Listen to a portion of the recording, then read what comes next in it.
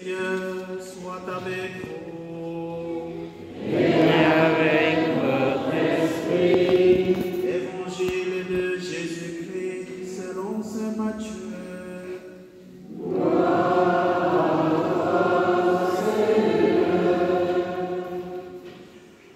En ce temps-là, voyant les foules, Jésus fut saisi de compassion envers elles, parce qu'elles étaient désemparées et abattues comme des brebis sans berger. Il dit alors à ses disciples: la moisson est abondante, mais les ouvriers sont peu nombreux. Priez donc le maître de la moisson d'envoyer des ouvriers pour sa moisson. Alors Jésus appela ses 12 disciples et leur donna le pouvoir d'expulser les esprits impurs, de guérir toute maladie et toute infirmité. Voici les noms des 12 apôtres. Le premier, Simon nommé Pierre, André son frère, Jacques, fils de Zébédée, et Jean son frère, Philippe et Barthélemy, Thomas et Matthieu le publicain, Jacques, fils d'Alphée et Thaddée, Simon le zélote et Judas l'Iscariote, celui-là même qui le livra. Ces 12, Jésus les envoya en mission avec les instructions suivantes. Ne prenez pas le chemin qui mène vers les nations païennes et n'entrez dans aucune ville des Samaritains.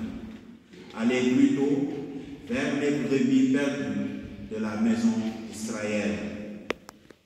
Sur votre route, proclamez que le royaume des cieux est tout proche. Guérissez les malades, ressuscitez les morts, purifiez les lépreux, expulsez les démons. Vous avez reçu gratuitement, donnez gratuitement. Acclamons la parole de Dieu. Louange à toi, Seigneur Jésus.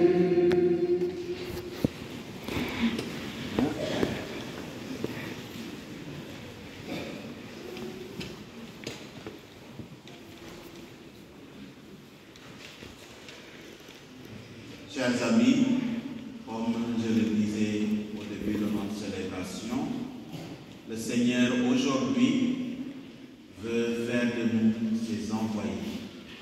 Il veut nous associer à sa mission. La première lecture que nous avons entendue aujourd'hui tombe entre les grands moments de l'Exode. Cela vient après la traversée miraculeuse de la mer Rouge et le don par Dieu de nourriture et d'eau, alors que les Israélites traversaient le désert. Elle vient avant le don de la loi au sommet du mont Sinaï. Ces moments de transition, cependant, chers amis, ont souvent beaucoup à dire sur l'identité et le caractère de Dieu. Les versets du discours de Dieu à Moïse pour le peuple d'Israël se concentrent sur le passé et sur l'avenir. Et en seulement 3 lignes, Dieu capture le passé récent et ce faisant, partage quelque chose sur son identité et sa nature. La relation entre Israël et Dieu a été marquée par la sortie d'Égypte. Et Dieu rappelle d'abord aux Israélites sa puissance manifestée contre les Égyptiens, alors que ce type de pouvoir peut être déconcertant pour le public contemporain. Les Israélites ce n'était rien, pour les Israélites, ce n'était rien de moins qu'une question de salut. L'Éternel est leur sauveur. L'image d'un oiseau planant au-dessus de la mêlée transportant les Israélites qui sont vulnérables hors de danger dépeint une très belle image d'amour et de salut. Dieu n'a pas seulement agi pour faire sortir les Israélites d'Égypte, mais aussi il les a rapprochés et les a accompagnés dans leur avenir. Ils seront donc tenus de suivre certaines lois dans le cadre de la relation d'alliance. Le début de ces lois n'est rien de moins que la transformation du cœur. Ces lois invitent Israël à se convertir. Ils doivent entretenir des relations avec Dieu avant tout. Relation ici, chers amis, peut être considérée comme le mot clé. Les lois de l'Alliance établissent une dynamique entre le peuple et Dieu. La relation existe depuis les promesses faites à leurs anciens, à Abraham, à Isaac, à Jacob. Dieu était fidèle à ses promesses lorsque le peuple criait à l'esclavage. L'Alliance va encore plus loin dans la relation en cherchant à créer une nation. Être un gardien de l'Alliance, cependant, est comme une destinée. Être gardien de l'Alliance, cependant, est autant une question d'identité que d'obéissance. En tant que gardien de l'Alliance, le peuple d'Israël, qui a été choisi par Dieu gratuitement, sera le trésor de ce Dieu d'amour. Et ces mots s'adressent à un peuple qui est dans une situation toute particulière, mais il fonctionne également comme une description pour tous les héritiers de l'Alliance. La question de savoir ce que c'est d'être un royaume de prêtres, de montrer Dieu dans le monde, est une question souvent bien difficile et qui a toujours besoin d'être revisitée. Et le psaume que nous avons entendu nous invite à crier pour Dieu afin de l'acclamer. Beaucoup d'entre nous, certainement, ont été élevés en recevant souvent des instructions leur demandant de baisser la voix, ne pas faire du bruit. Peut-être que certains même, certaines parmi vous, ont dit la même chose, le disent à leurs enfants à qui ils transmettent ce qu'ils ont reçu. Mais quand il s'agit d'adorer Dieu, le psaume qui a été proposé à notre méditation aujourd'hui nous appelle à augmenter le volume de notre voix. Tous les lieux, chers amis, sont appropriés pour adorer le Seigneur de la vie. Dieu est bon et fiable depuis très longtemps. Ainsi pouvons-nous continuer à compter sur Dieu dans le futur, dans le quotidien de notre existence. Et dans la deuxième lecture, Saint Paul vient pour affirmer que la mort de Jésus pour les pécheurs démontre et définit l'amour de Dieu. Nous pouvons être sûrs que notre espérance est justifiée. Car si l'amour de Dieu pour les pécheurs a signifié la réconciliation des ennemis.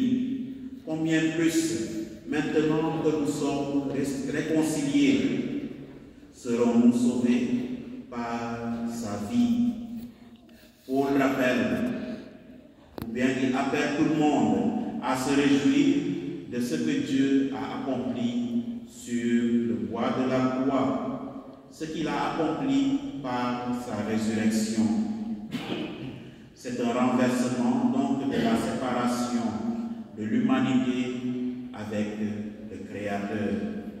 Après avoir été réconcilié avec Dieu, toute l'humanité est libérée de l'esclavage du péché pour participer au mouvement créateur de Dieu. Il aime et il agit pour racheter les pécheurs. Et s'il l'a fait, imaginons à quel point nous pouvons être sûrs qu'il sauvera son peuple que nous sommes aujourd'hui. Ne regardons pas l'avenir dans la peur et dans le doute.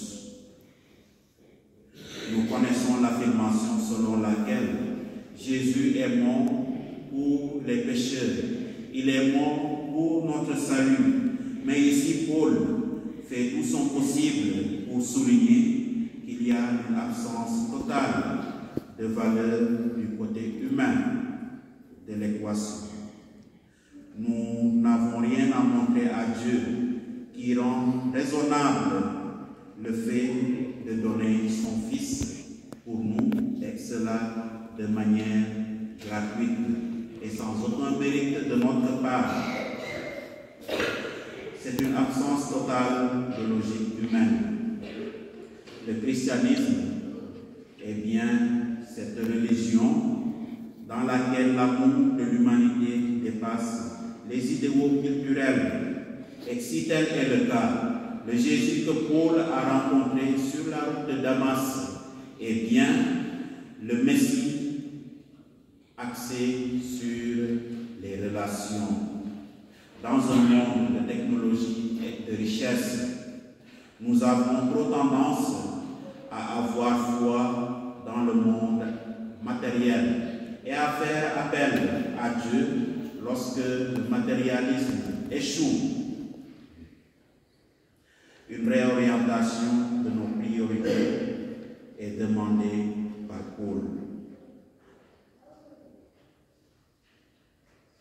La mort de Jésus a permis de nous introduire dans cette grande œuvre qui a été entamée depuis les prophètes. Et nous voyons Jésus dans l'Évangile qui voit les foules et il ne reste pas insensible à elles.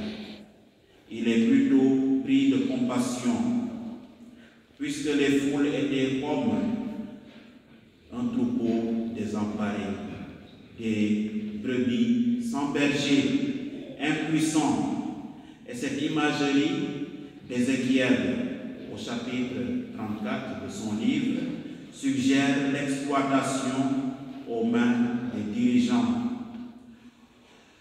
Après avoir considéré la condition des foules, Jésus dit à ses disciples, « Chers amis, la moisson est abondante et les ouvriers sont peu nombreux. » La présence presque continue de la foule lorsqu'il enseigne et guérit signifie donc que la moisson est prête. Et par conséquent, Jésus vient ici pour exhorter ses disciples à demander au maître de la moisson d'envoyer des ouvriers moissonner dans son champ. Jésus ne leur demande pas ici de prier pour plus de bergers, mais pour plus d'ouvriers. Et Matthieu se réfère ici à l'évangélisation missionnaire. Jusqu'à présent, Jésus a été le seul missionnaire, celui qui a été envoyé par son Père. Mais au chapitre 10, il chargera ses disciples de devenir ses partenaires privilégiés dans l'œuvre de prédication de l'Évangile, dans l'œuvre d'enseignement et dans son œuvre de guérison pour le salut de toute l'humanité. Matthieu envoie également un signal à ses lecteurs que nous sommes aujourd'hui. Eux aussi sont mis au défi de prier pour que le travail délégué par Jésus à ses disciples implique de plus en plus ceux et celles qui le reconnaissent comme leur Seigneur et leur Dieu. Les besoins sont grands et les travailleurs de nombreux. Toutes les mains sont nécessaires pour les tâches missionnaires.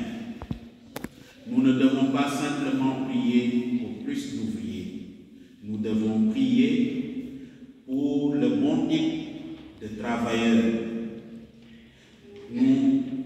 Ils doivent être ces travailleurs dans le champ du Seigneur, des personnes envoyées par Dieu, des personnes qui ont été choisies librement et non des personnes autoproclamées, car la moisson n'est pas une moisson qui nous est propre, c'est une moisson qui appartient à Dieu. L'envoi qui compte vraiment ne peut venir que de Dieu et de Dieu seul. Il est le maître de la moisson. Il a remis la moisson entre les mains de Jésus et nous devons travailler sous sa direction. Les besoins, chers amis, sont grands. Les ouvriers sont peu nombreux. Le monde réclame ceux et celles qui veulent et qui sont prêts à partager la bonne nouvelle. Nous sommes partenaires de Dieu et nos prières les plus ardentes devraient être que davantage de travailleurs se rejoignent à nous dans ce grand champ et répondent à cet appel du Seigneur. Les disciples de Jésus incluent bien sûr le public immédiat de Jésus, mais aussi c'est un appel qui nous est lancé aujourd'hui, à savoir nous investir, à nous ouvrir à cet appel de Jésus pour plus de travailleurs dans sa moisson. Et en ce sens, nous sommes donc censés lui ressembler en acte, mais lui ressembler aussi en parole.